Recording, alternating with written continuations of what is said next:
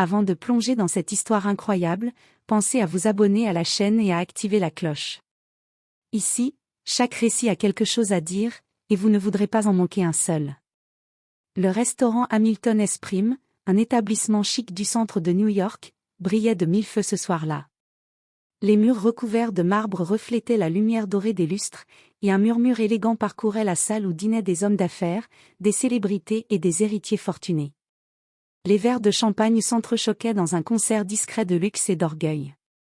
Parmi les serveurs qui s'activaient avec précision et discrétion, Amara Johnson, une jeune femme noire d'une vingtaine d'années, avançait avec un plateau chargé de coupes étincelantes. Son regard était sérieux, concentré, presque effacé. Pour elle, ce travail n'était pas une carrière, mais une nécessité. Elle rêvait d'autre chose, d'un avenir loin des humiliations et des clients condescendants. À une table centrale, entourée de plusieurs associés, siégeait Richard Hamilton, héritier de la famille propriétaire du restaurant. Un homme arrogant, séduisant de prime abord, mais dont l'assurance n'était qu'un masque pour dissimuler un profond mépris des autres.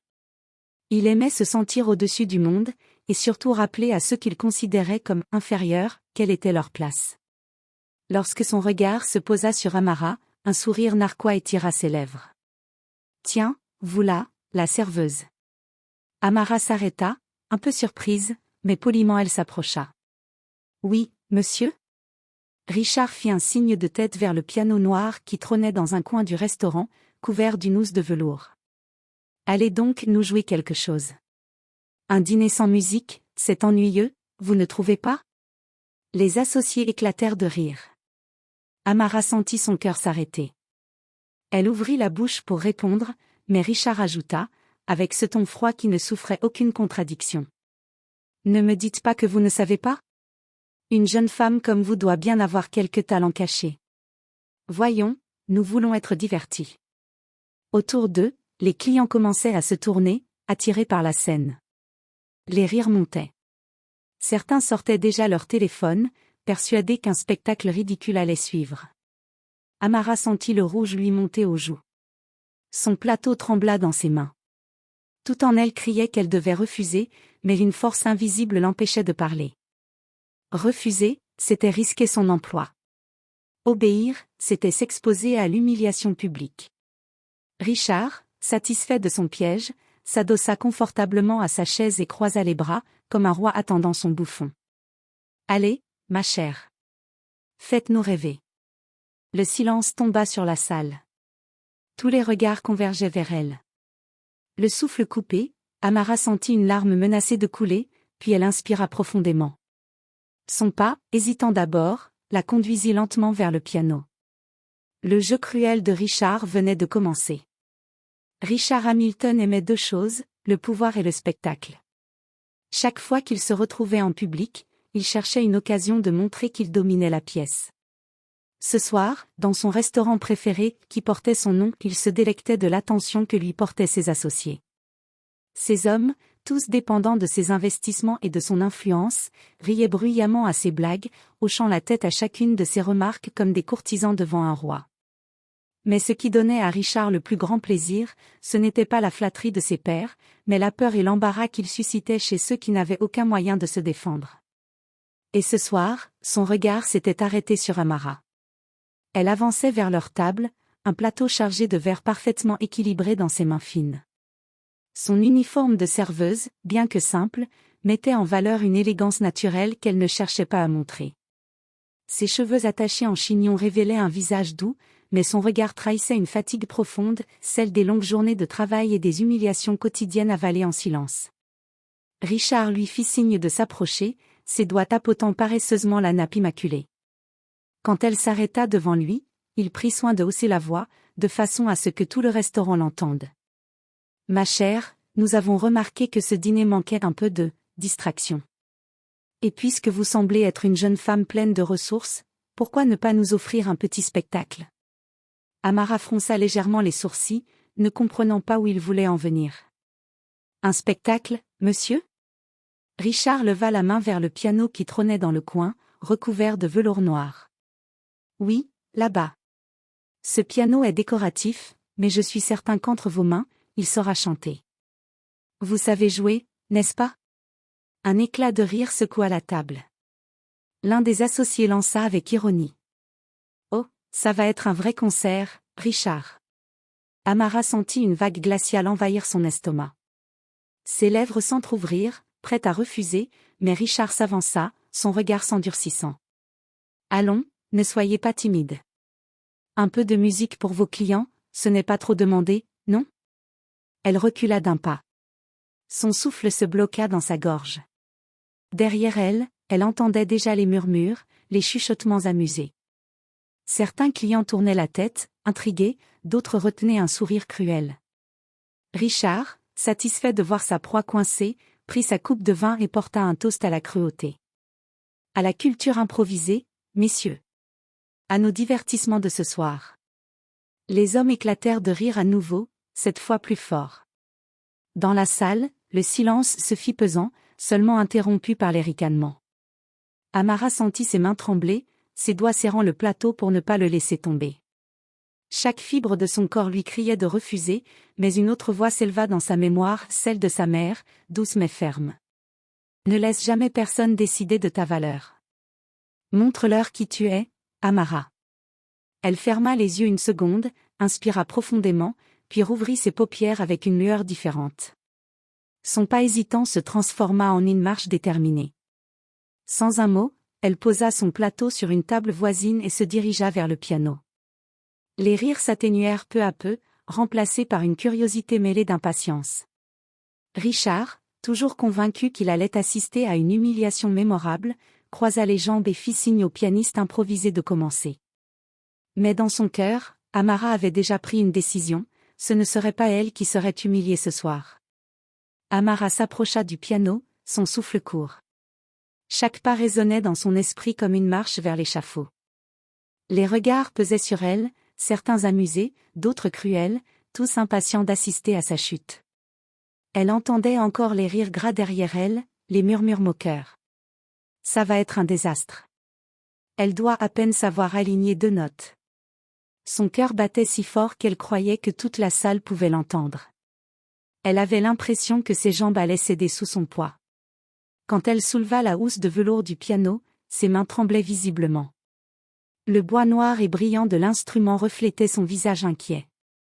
Elle s'assit doucement sur le tabouret, posant ses doigts tremblants sur les touches froides et lisses. Pendant une seconde, elle resta figée, paralysée par la peur d'échouer. La honte lui brûlait déjà la peau. Elle savait ce qu'ils attendaient, des notes dissonantes, un jeu maladroit, un spectacle pathétique. Richard voulait la réduire à une simple distraction, un objet de moquerie. Elle inspira profondément et ferma les yeux. Une larme roula sur sa joue, vite essuyée du revers de la main. Elle pensa à sa vie, à toutes les fois où elle avait dû encaisser les humiliations sans rien dire. Aux clients qui claquaient des doigts pour la rappeler, aux remarques racistes déguisées en plaisanterie, aux sourires condescendants. Mais surtout, elle pensa à sa mère. Cette femme forte, qui, malgré la pauvreté et les difficultés, avait toujours cru en son talent. Elle revit ses soirées dans la petite église de quartier, où elle jouait sur un vieux piano cabossé, faisant vibrer l'air de mélodies imparfaites mais pleines d'âme. Sa mère lui murmurait souvent. « Ta musique, c'est ton refuge. Quand le monde sera cruel, joue. Et le monde t'écoutera. » Une chaleur monta alors en elle, remplaçant peu à peu la peur. Ses doigts cessèrent de trembler. Le silence pesant de la salle devint soudain son allié. Elle sentit que chaque personne retenait son souffle, prête à la juger, mais elle était prête à leur répondre. Richard, installé dans son fauteuil, un sourire carnassier aux lèvres, leva son verre de vin en direction de ses associés. « Regardez bien, messieurs. La comédie va commencer. » Amara baissa légèrement la tête, ses doigts se posant avec délicatesse sur les touches. Le temps sembla s'arrêter. Entre honte et dignité, entre peur et courage, elle se tenait au bord d'un précipice. Puis, d'un geste décidé, elle appuya sur la première note.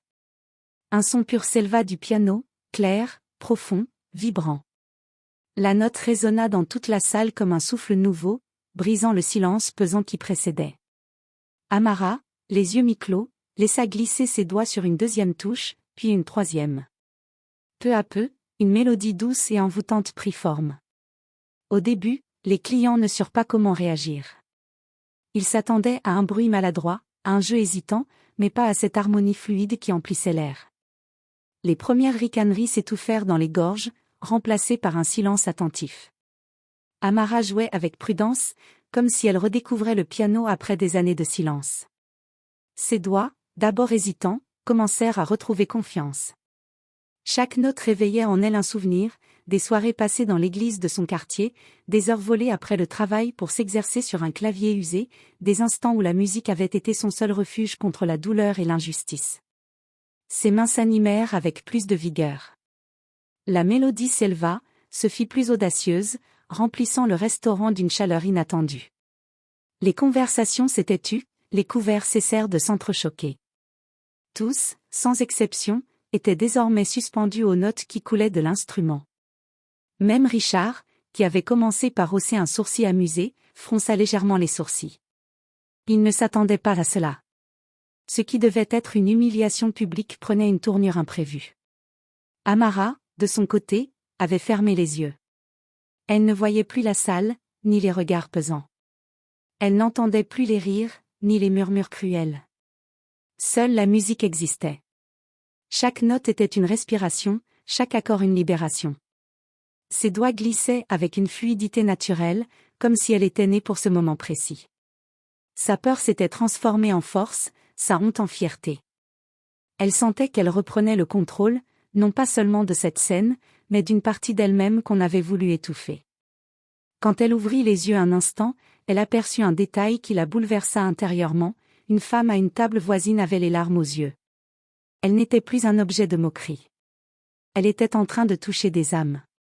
La salle entière, figée, retenait son souffle. Et à cet instant précis, Amara comprit que son humiliation se transformait en triomphe. Le restaurant tout entier semblait suspendu à chaque note. Les conversations s'étaient évaporées, les rires s'étaient éteints. On n'entendait plus que la musique, vibrante, profonde, qui emplissait chaque recoin de la salle. Les clients, qui quelques instants plus tôt attendaient une comédie ridicule, étaient désormais hypnotisés. Les accords se succédaient, tantôt doux et caressants, tantôt puissants et intenses. Amara ne jouait pas seulement, elle racontait une histoire. Chaque note portait une émotion brute, un cri silencieux, une vérité trop longtemps enfouie. Richard, installé dans son fauteuil, avait perdu son sourire narquois.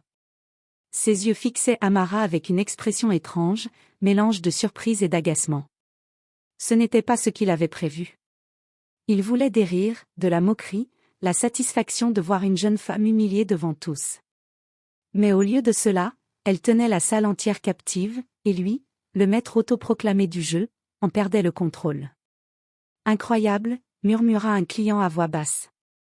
On dirait une pianiste de concert, ajouta un autre, bouche bée. Même les serveurs s'étaient arrêtés, des assiettes encore en main, oubliant leurs tâches. Tous les regards convergeaient vers le piano, vers Amara, qui semblait flotter au-dessus d'elle-même. Les associés de Richard, d'abord amusés, se regardaient désormais d'un air perplexe. Certains avaient cessé de rire depuis longtemps et commençaient même à applaudir doucement, emportés malgré eux par la beauté de la musique. Le millionnaire sentit son orgueil se fissurer. Chaque note qui résonnait dans la salle était comme une gifle silencieuse contre sa cruauté. Il voulait la rabaisser, mais c'était lui qui perdait sa stature, lui qui devenait insignifiant devant la grandeur inattendue de sa serveuse. Amara, elle, continuait de jouer sans un regard pour lui. Elle n'était plus la serveuse invisible qu'on ignorait ou qu'on commandait d'un claquement de doigts. Elle était une artiste, une femme qui s'imposait par son talent, par sa force silencieuse. Quand elle marqua une pause pour changer de tonalité, un souffle parcourut la salle. Le silence était si intense qu'on aurait pu entendre tomber une épingle. Puis les notes reprirent, encore plus vibrantes, encore plus majestueuses. Ce soir-là, ce n'était plus Richard Hamilton qui divertissait la salle par son arrogance. C'était Amara Johnson, la serveuse humiliée, devenue soudain l'âme du restaurant. Chaque note que jouait Amara semblait ouvrir une porte vers son passé. Ses doigts glissaient avec une fluidité presque magique, mais derrière cette maîtrise se cachait une histoire que personne dans la salle ne soupçonnait. Elle se souvenait du petit appartement où elle avait grandi, dans un quartier pauvre de Brooklyn. Sa mère, infirmière de nuit, se battait seule pour élever ses enfants. L'argent manquait cruellement, mais il y avait toujours une chose que sa mère refusait de sacrifier, l'amour de la musique. Amara revit le vieux piano droit installé dans le coin de l'église du quartier. Les touches étaient usées, certaines légèrement faussées, mais pour elle, c'était un trésor. Après l'école, elle s'asseyait devant ce clavier fatigué et passait des heures à s'exercer. Ses petites mains d'enfant frappaient les touches avec maladresse au début, mais peu à peu, elles apprirent à danser dessus. Son premier professeur fut le pasteur de l'église, un vieil homme patient qui lui montra les bases. Puis elle apprit seule, en écoutant, en imitant, en ressentant. Sa mère, bien que harassée par ses gardes à l'hôpital, trouvait toujours un moment pour l'encourager. Elle lui disait souvent : « Amara, ta musique est une lumière. Même dans l'obscurité, elle brillera toujours. » Ces mots résonnaient encore dans son esprit alors qu'elle jouait ce soir-là, devant un public qui la voyait pour la première fois autrement que comme une simple serveuse. Mais il y avait aussi les souvenirs douloureux. Le concours de musique auquel elle avait participé à l'âge de 16 ans, persuadée qu'elle avait une chance de briller.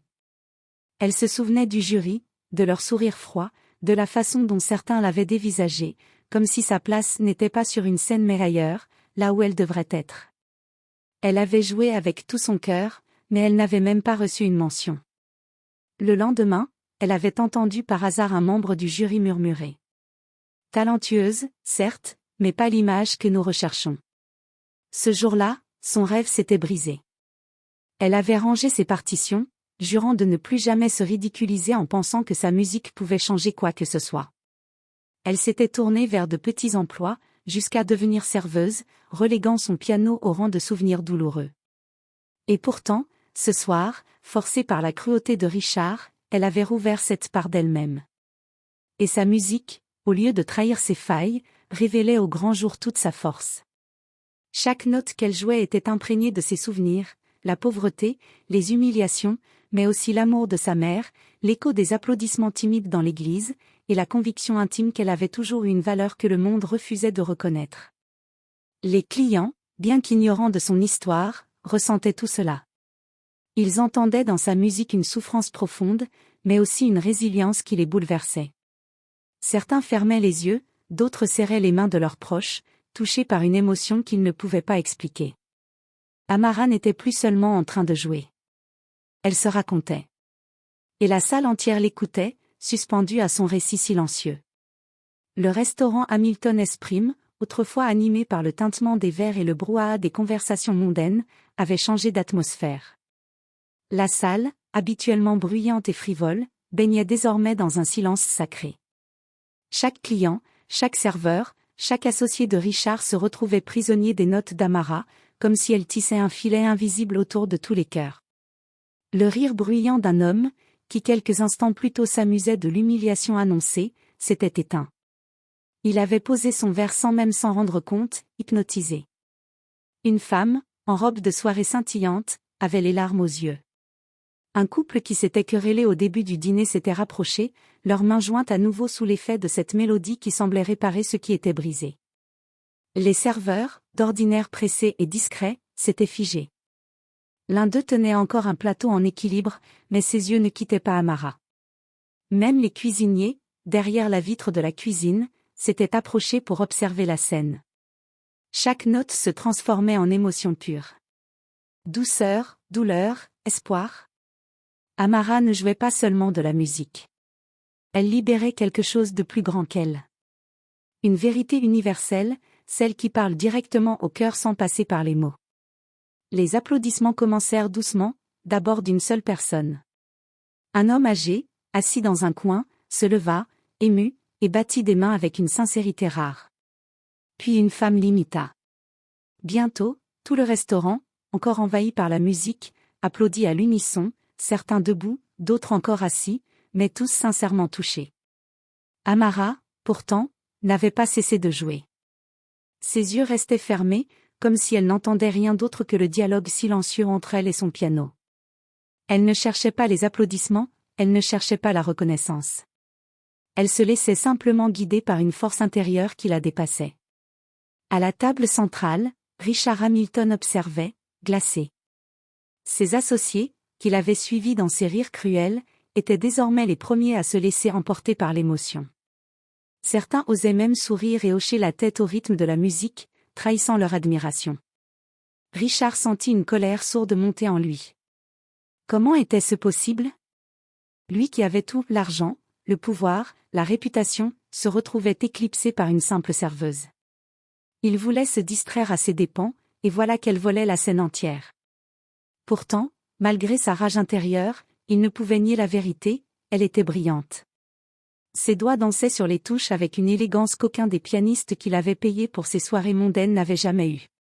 Ce n'était pas de la technique seulement. C'était de l'âme. La salle entière avait changé. L'endroit où régnait l'arrogance et la superficialité venait de devenir, l'espace d'un instant, une cathédrale d'émotions, guidée par la musique d'Amara Johnson. Et dans ce sanctuaire improvisé, ce n'était plus Richard Hamilton qui régnait. C'était elle. Richard Hamilton, qui aimait en contrôler chaque pièce où il entrait, se sentait pour la première fois relégué à l'arrière-plan. Lui, l'homme habitué à être le centre de toutes les attentions, voyait ses associés, ses clients, et même son propre personnel tourner le dos à son autorité pour se consacrer à elle, à Amara.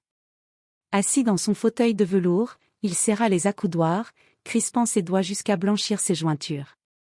Son sourire arrogant, qui faisait d'ordinaire illusion, s'était effacé. À sa place, une ombre de doute, presque de vulnérabilité, déformait ses traits. Chaque note qu'Amara faisait résonner était une insulte silencieuse à son orgueil. Elle n'avait pas besoin de mots pour le réduire. Elle n'avait pas besoin de se défendre. C'était lui qui, par sa propre cruauté, avait déclenché ce moment. Et c'était lui qui en payait le prix. Ses associés, qui jusque-là riaient bruyamment à chacune de ses blagues, avaient changé de camp sans hésitation. L'un d'eux, Grégory, se pencha vers un autre et murmura, sans se soucier d'être entendu. C'est incroyable, elle joue mieux que n'importe quel musicien que Richard a jamais engagé. On dirait une professionnelle, répondit l'autre, fasciné. Richard sentit une chaleur désagréable monter dans sa nuque. Son autorité, son image d'homme supérieur, s'effritait devant lui, sous les yeux de ceux qui le flattaient habituellement. Il voulut intervenir, dire quelque chose pour briser la magie, mais aucun mot ne sortit de sa bouche. Car même lui, malgré sa rage, ne pouvait nier la beauté de ce qu'il entendait. Ses yeux restaient fixés sur Amara, et une partie de lui, la partie qu'il haïssait le plus, éprouvait de l'admiration. Mais il refusa de céder. Dans son esprit, un seul mot résonnait, contrôle. Il devait reprendre le contrôle. Il ne pouvait pas laisser une simple serveuse noire, qu'il avait choisie pour l'humilier, le surpasser devant tout le monde. Il se pencha vers la table, tentant de faire diversion. C'est convenable. Rien d'exceptionnel, dit-il à voix basse, comme pour se rassurer. Mais personne ne l'écoutait. Ses associés avaient les yeux rivés sur le piano, insensibles à son venin. Cette indifférence fut pour Richard une blessure plus grande que la musique elle-même. Pour la première fois, il comprit que son pouvoir, si évident quelques minutes plus tôt, pouvait se dissoudre en un instant. Amara, elle, ne le regardait même pas. Elle ne jouait pas pour lui, ni pour les autres. Elle jouait pour elle-même, pour sa mère, pour cette petite fille qui n'avait jamais cessé de rêver derrière un piano usé. Et c'était cette indifférence qui détruisait Richard plus encore que la beauté de la musique, il n'existait plus dans son monde.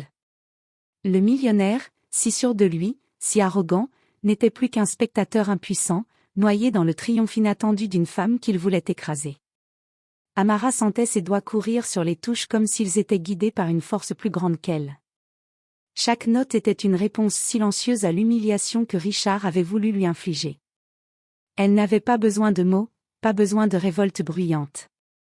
Sa dignité parlait pour elle, et sa musique portait cette voix avec une puissance que rien ni personne ne pouvait étouffer. Dans son esprit, c'était comme si elle affrontait Richard directement. Elle se souvenait de son sourire cruel, de son ton condescendant, de cette certitude qu'il avait de pouvoir disposer d'elle comme d'un jouet. Mais plus elle jouait, plus son cœur s'emplissait d'une énergie nouvelle. Elle reprenait ce qui lui avait volé, sa fierté. La salle, entièrement captivée, vibrait avec elle. Les regards qui s'étaient d'abord posés sur elle avec moquerie brillaient désormais d'admiration. Les rires avaient disparu, remplacés par des visages graves, émus. Certains clients avaient les yeux embués de larmes, d'autres hochaient doucement la tête, emportés par la force de la mélodie. Richard, lui, restait figé. Sa gorge était sèche, son verre de vin intact devant lui. Chaque seconde où Amara continuait de jouer renforçait son humiliation. Elle, la serveuse qui l'avait forcé à se ridiculiser, se tenait là, transformant son piège en triomphe. Elle n'était plus sa victime.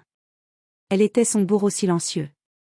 Un dernier accord puissant retentit, résonnant dans les murs de marbre comme une déflagration. Amara s'attarda sur la dernière note, la laissant vibrer jusqu'à ce que le silence reprenne ses droits. Puis elle releva la tête. Son regard, fier et déterminé, traversa la salle entière. Elle ne chercha pas Richard des yeux. Elle n'avait pas besoin de l'affronter directement. Elle savait qu'il avait perdu. Le restaurant éclata en applaudissements, cette fois francs et nourris. Certains clients se levèrent, d'autres crièrent son nom après l'avoir entendu souffler par les serveurs.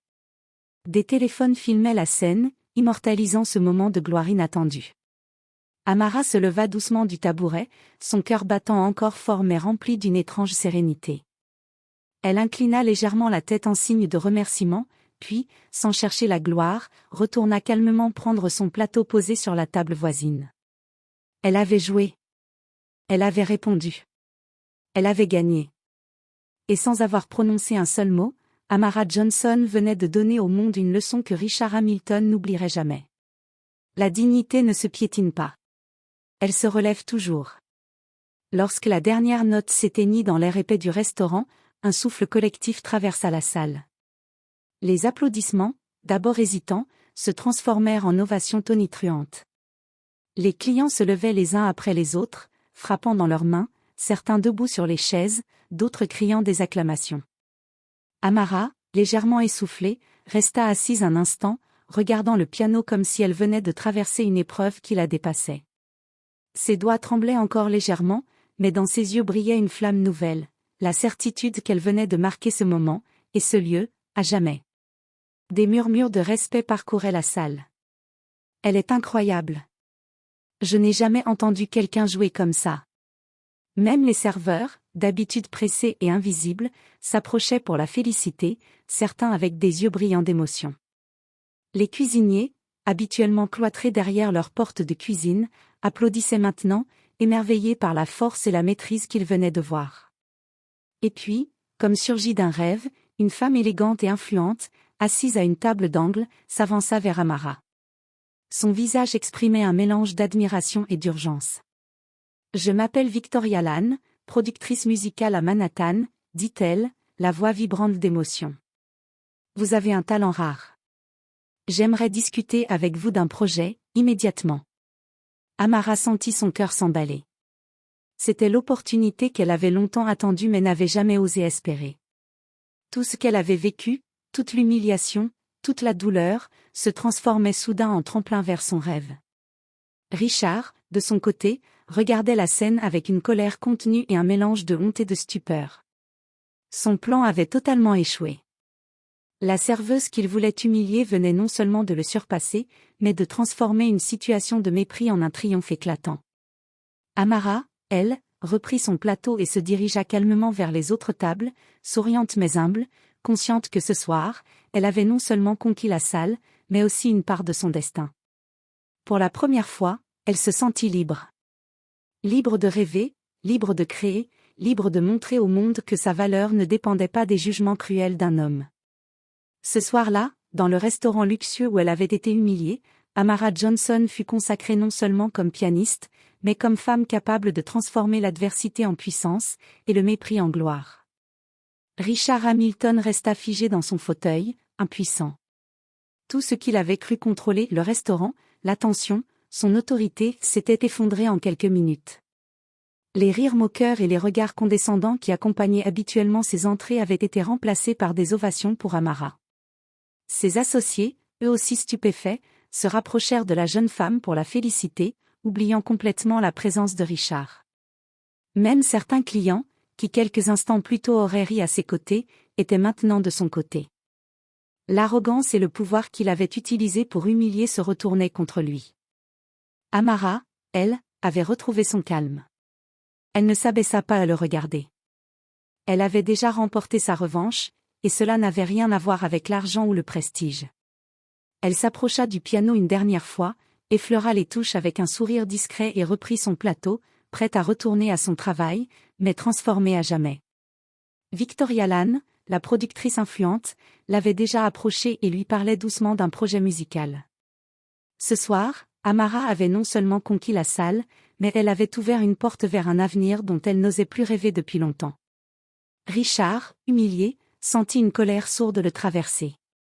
Il avait voulu briser sa fierté, l'exposer au ridicule, mais c'était lui qui se retrouvait ridiculisé.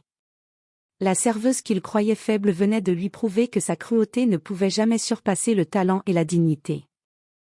Et ce fut là que Richard comprit, trop tard, la véritable puissance ne vient pas de l'argent, de l'autorité ou de l'arrogance. Elle vient du courage, du talent, et de la capacité à rester fidèle à soi-même face à l'injustice. Le restaurant entier continuait d'applaudir.